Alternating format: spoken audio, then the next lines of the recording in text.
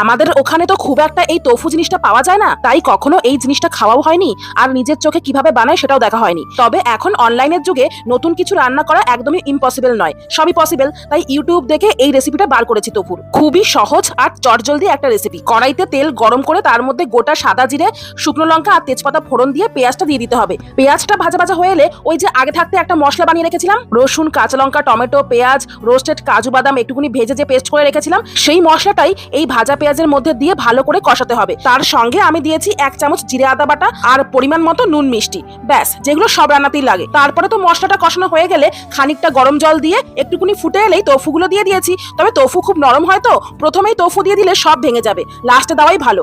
শেষে একটুখানি গরম মশলা আর একটু ঘি দিয়ে নামিয়ে নিলাম। একদম সহজ আর ইজি রেসিপি এটা। জানেন তো, এই তোফু জিনিসটা নিজে খুবই স্বাধীন, কিন্তু যেভাবে রান্না করা হয় সেই স্বাদেই এটা দারুণ হয়ে ওঠে। তাই টেস্ট পুরোটাই নির্ভর করে এই রান্নার ওপর।